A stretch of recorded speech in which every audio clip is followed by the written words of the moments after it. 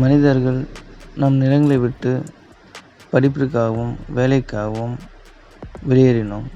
பல நிலங்களை விற்றுதான் பிள்ளைகளை படிக்க வைத்தார்கள். சிலர் அவர்களுக்கு வேலை வாய்ப்பு வேண்டுமென்று பணம் கொடுத்து வேலை வாங்கி கொடுத்து உள்ளார்கள். பெரும்பாலும் இன்னும் அடைந்து கொண்டு தான் இருக்கிறார்கள். சரியான ஒரு வேலை வாய்ப்பு வேண்டும், பணம் சம்பாதிக்க வேண்டும் என்று. இடம் இல்லாதவர்கள் தான் தெரியும் இடத்தோட அருமை. அதேபோல் சிலருக்கு தெரியும் நிலத்தின் அருமை. ஆனால் அதை காட்டிலும் பிள்ளைகளின் படிப்பு மேலானது. அவர்கள் சம்பாதித்து மீண்டும் வந்து விடுவார்கள் என்று நினைத்து கொண்டு விட்டு விடுகிறார்கள்.